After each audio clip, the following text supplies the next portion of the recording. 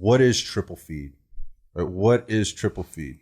I mean, well, maybe even explain what a triple feed is for people that don't know what a triple feed is in the world of firearms. So triple feed is a malfunction on a rifle.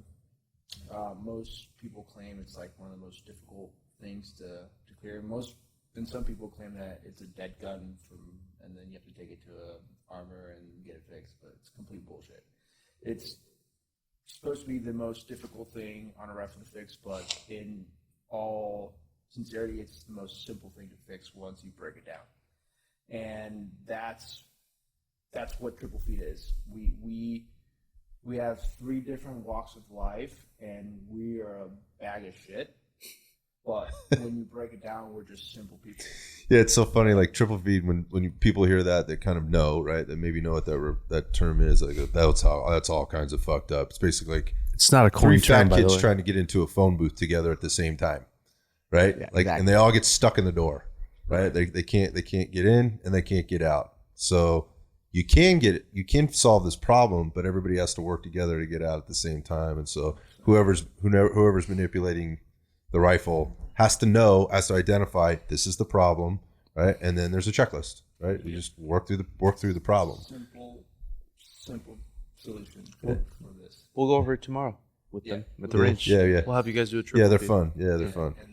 And people that aren't firearms like wouldn't know the term triple feed and relating and correlating to firearms. They probably just think there's 3 of us, and that was just a coincidence. Yeah. Right. We didn't say there's 3 of us. Let's say triple. I honestly, these guys might think otherwise, but it's the truth. I had triple feed in the back of my mind for a while, and I brought it up to Gerry first. Yep. And then we fucking met another douchebag like that. There we go. It's serendipity. Yep. And so At a course, remember, at a course. Yeah, but I had it all in my head. Like I had the vision of our logo and everything, and like I kept bugging Gerry. I was like, "Hey, dude, let's start something. Like I can sell T-shirts. Like let's do something." Here comes his hustler side again. That's what it was. And then you should totally see me at a booth. Yeah. I hustle. It's impressive. It's very, very seen much you at a booth. I bought believe some you. tracer shit. Thank you. You talked me into a purchase. I believe you. Yeah, dude. I'm just not a salesman, but I can make. Yeah, you are. You are shit. So talk about triple feed. Like, what is triple feed? So it's not just the 3 guys. Like, what is it? What do you do? So primarily, we are a media production company. That's what our bread and butter is. We do a lot of media. We don't really post most of the media that we do because it's not our media. It's other companies. So you're producing for other people contracted. Yeah, contracted, and then we're getting more into the gun industry because that's what we do. And his background, my small background. But that's our main bread and butter, and then we have products that we've designed. We have targets that we've designed. We have pretty cool T-shirts, I like to think, that we've designed. We have hats. We do all sorts of swag and merch and whatnot. But yeah, we're a media production company first and foremost. Yeah. But now with all of our combined backgrounds in our history, we are just kind of creeping into the firearms train, and that's mainly for Bryan and Gerry to talk. So I'll let them talk about that. And I'll touch on it really quickly. So again, we met at a course together, and when he was mentioning that my team was coming to this course, so I also This is the EP team. The EP team. Yeah. So this is my full-time bread and butter now is my EP team. So I run the training program for the EP team. I'm the training coordinator and firearms instructor for our EP team. So we do a lot of local training for us, and our client is just he's very okay with us training, both medical tactics, small team unit stuff, firearms centric, a lot of soft skills too, how to de-escalate situations. Like we do it all. We do driving, we do it all. And I used to send my team to certain courses and whatnot, and I went to a course and I met him, and then I met him, and that's how we kind of met. So I'm technically I am an instructor, he's an instructor, and he's an instructor. So we've always had the passion to teach And then one day we go, well, why don't we just offer people instruction too? Like we kind of know what we're doing. So that's kind of where it's kind of morphing. Yep. Starting to evolve. And originally, I know he said that Triple Feed is first and foremost a media production company. We are at its core root. That's what we initially said we were going to do. But for the first year, we didn't do that really. Like he was creating amazing content, but we never were trying to like actively go after companies. It was like, oh, let's make hats and t-shirts like every other Brovet company. And you're making a little bit of money doing it? Very marginal, okay. Enough to keep the boat floating, but then this guy goes, no, dude, like 2022, we have to focus on what our foundation was. And this guy's a genius when it comes to the camera. And no offense over there. Sorry, guys. Just a dude. Just yeah. He is a genius behind the camera. His photography skills, his post editing skills on both videos and photos. Like the reason why I kind of know how to shoot photos, because I do a little bit of photography too, is because of him. He's the one that for years he would slap me across the face. What are you doing with your settings? They're crappy. They're shitty. And he would teach me how to do it. And that's our RGB guy, by the way. He holds our lights for us. No he runs deal. the lights. Right on, It's an important job. The most important guy. Players. We already talked about that. Role players. Like in media production and shoot, we call him RGB. RGB. Like I need. Hey, can you hold this light in this direction? And he does it. He knocks it out of the park. So this might sound a little obscure No to people. Like, what do you mean? Wait. These are EP guys. It's law enforcement. It's military. Guy used to be in a metal band or whatever the hell, because you didn't really identify that. It's an acapella band, right? Okay? Acapella. Ska, gothic, punk. I don't know. but what, like, give us an example of something that you produced for somebody else and how your backgrounds, right, and the media come together for it. Like, what's something you maybe recently did that maybe nobody's seen yet? Maybe I don't know if you could talk about it. be specific with the company. You don't have to be specific with the company, though. I mean, we could just do the lucha because that wasn't for anybody. You want to talk about a lucha shoot? No. Yeah.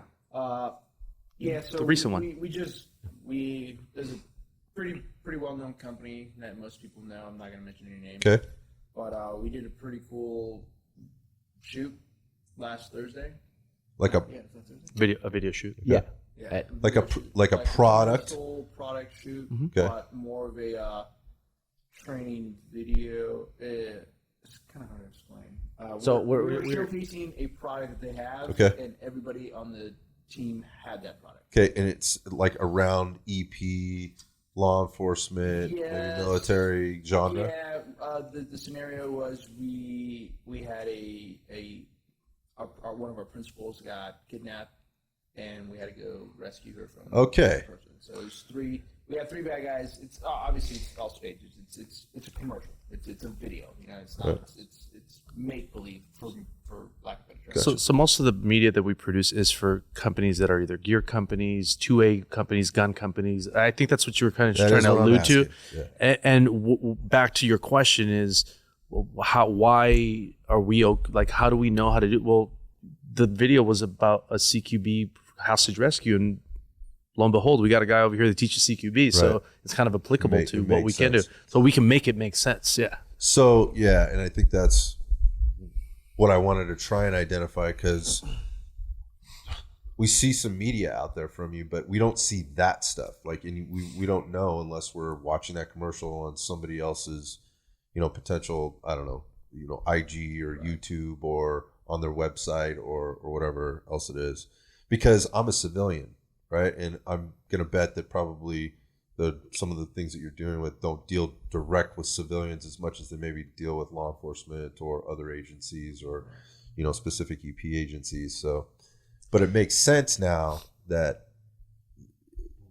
the skills all come together to be able to produce something that has validity, right? That has integrity to it, and has this reality.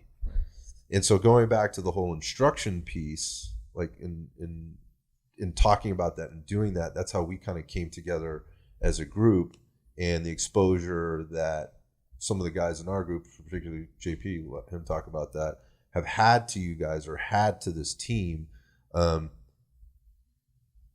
And I want to say, was this the first time you guys had really done that at that scale? No. No? Okay, so you'd done that. Wait, done that you talking about the training today or the No. the video shoot? It was totally vague. It's totally my fault. So They got it. There was a range weekend back in October, right, where you guys were teaching a low light course, Correct. right? Yeah. And most of the people at that low light course were civilians. And, I want to say all of them. Well, all of them probably were civilians. 90%. There's a couple. There was a there was a few cops. couple right, of yeah. law enforcement people there, that's for sure. A lot of EP people. I know there were some EP people there. Correct. But these are generally like JP and I. That's good. And I would, yeah, maybe. Yeah, I went with a group, and it was just all civilians, people who like to shoot. Yeah. So how did that come about? Like, how do you move from the EP roles that you play, you know, the media that you're doing, to now all of a sudden you're at this range weekend where people are paying to be there and get this knowledge transfer? It's who you know. Yeah, I'll let Gerry take it. Yeah. Gerry knows everybody. So we have a lot of contacts in the industry, both in the firearms industry, the instructional industry. Believe it or not, California is like huge with firearms. It's chock full of people. It's ginormous. It's just we're hidden. It's quiet. It's quiet for obvious reasons. Hidden in plain sight because it's It's strictest laws, but the most 2A Product sales, it's are product here, sales dude. companies. I don't understand it. It's. I mean, out of control might be one way to explain it. I just don't think the general public has any fucking clue exactly how big it is, and the noise that when the noise gets created on the anti 2A side of things, and anything that comes along with that, all that does is encourages that community to just get stronger, do more things, come together at a higher level. I think it creates a little bit of tension in the community. We can talk about that, but it's massive here in California, and there's a lot of trash talk like across the airwaves, you know, from like other states. Well, they should just move out of that fucking state, you know, like you're not a patriot if you stay there, just let it all fall off into the ocean. I think that's one of the most ignorant things I read or I see in social media. People don't have any clue like what that means. Well, what the problem with that is if you let it fall off the country, it's going to eventually, it's like a cancer. It's going to eventually reach the other states too. Yeah, if you there's allow it to so happen. many things wrong with that kind of a statement. It's 100% affected us here in Nevada. Yeah, 100%. Oh, yeah, I see it. Yeah. so Straight California. Look, and I hear that. Like people that are moving to Nevada are not moving here because they like the politics and the violation of their Second Amendment right in California. Right. So It's getting close to that over here. 'Cause you guys came over here. what? stop. Why are we here? Because we can't do the kind of stuff. We don't For have the most access part, to it. Yeah. I'm not going to get political, but if you guys do end up moving from California over here, just vote the way you vote in California. You're not talking to me. Yeah, you 'Cause ain't I talking ain't to me voting. either. Sorry, Yeah. you're affecting me. I mean, I hear that statement. Like, it's not that we're not voting. It's not that we're not turning out and voting. I think there's a lot of reasons why it continues to be the way it is. And I'm not sure voting changes that. I'm going to be real honest about that. That's also 100%. Right? That's I'm pretty not much- sure voting yeah. changes that. Pretty So much that been argument proven. kind of flies out the window. Cool. I'm going to bring us back on topic because we're getting a little political. Yeah. But anyway, but it is relevant. It is relevant. But So back- let's go back to the coming together. Yeah. The connections in the industry. So this gentleman by the name of Tony, he's the one that put on the California Range Week. Thank you, Tony. I really appreciate it. So he's one of the managers, he's a manager there, right? At Burrow? At Burrow, yeah, Burrow Canyon. At the shooting range. At the shooting range, the huge shooting range out there. Yeah, right. He's gonna pummel you, bro. Anyway, You're going to choke him out. he's gonna Luis is pummel. going to choke out everybody. He also rolls jits. That's why. Yeah. If you're hearing this, Tony, choke him out. Anyway, he invited us. He'd been a friend of mine for a long time now. We had trained together for years. We had a lot of the same common backgrounds, a lot of the same stuff that we like. And he goes, "Hey, I know you're an instructor, and I know the guys at Triple Feet are instructors too, but you guys have never actually like put on a course. You guys teach all the time as Triple Feet." Yeah, correct. So we like Gerry teaches, Luis teaches, B-Dub teaches, but you guys have never come together as Triple Feed and taught. Like, would you guys be interested in doing that?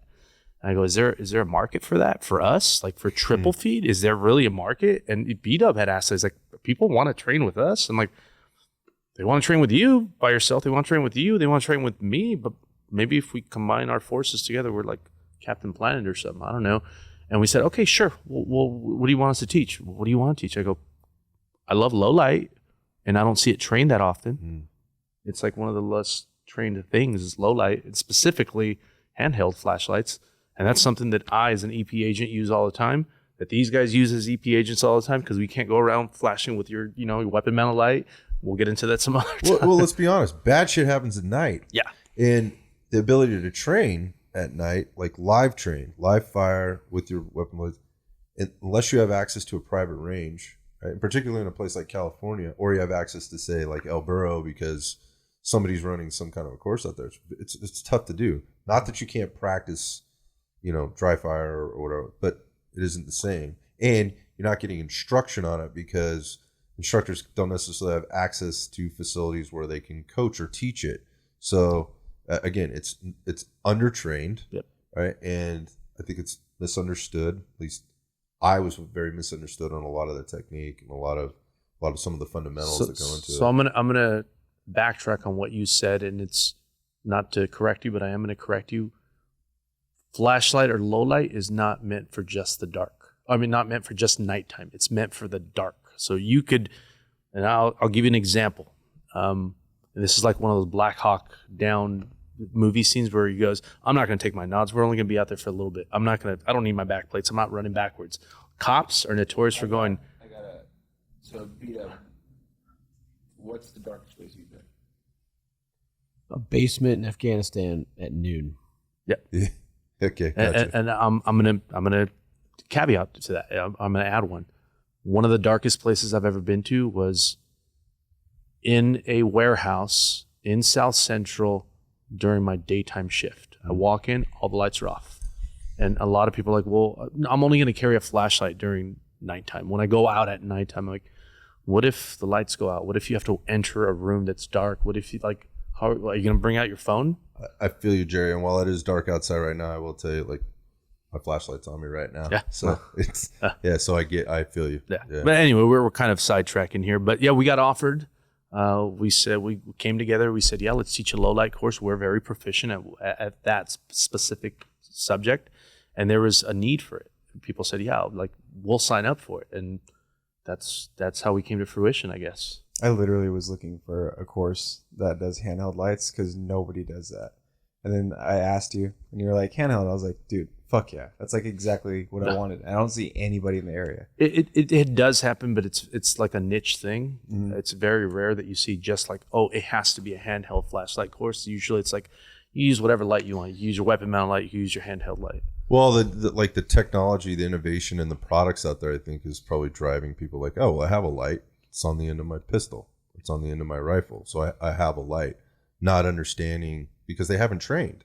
They haven't trained in an environment where they've had to manipulate that thing or actually use it, and they don't understand both the advantages and the limitations, or what it's actually there to be doing in the first place. And I don't know if we need to get into all that. You should go take a low light, no light course from Triple Feed to understand all this stuff. But the bottom line is, I think it's misunderstood.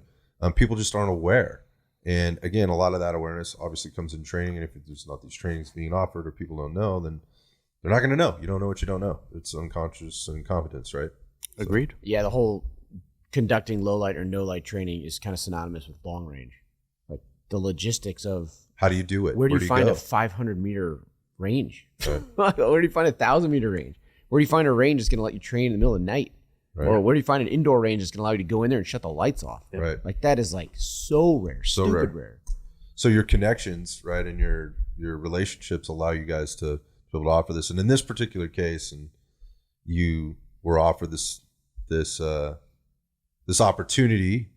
And I mean, what's your takeaway from it? I mean, you guys went through this, because I'm going to turn it over to JP here and have him talk through it. But what was your takeaway from it? What did you get from it? What did you learn from it? Did you like it? Was it cool? Was it not cool? We've done it lots of times, so it's a passion of ours. We love that student interaction. We love teaching something that nobody knows. And JP, correct me if I'm wrong. Like we showed quite a stuff that nobody ever saw in their life or would have seen. Hopefully. Yeah, at least half of it was like shit I've never been put through before or even thought of. And that stuff, I love it. It's like a passion of mine. So I had a great experience from it. It was fun. I love that stuff.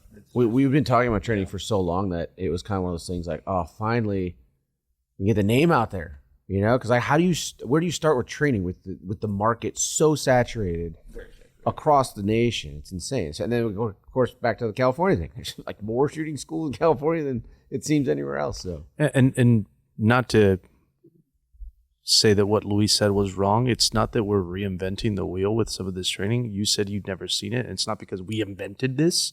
It's not. It's just that it's not commonly taught. Or if it is, it's like a select few, like law enforcement, military, or it's maybe like, you know, there might be a low light course in, you know, whatever state or whatever city, and that's it. It's not accessible. It's not accessible. So yeah, the logistics again is it's just that. So we're not reinventing the wheel. We're just offering it, and we know it. So we've been through it. So we're just showing people what we've been through. Yep.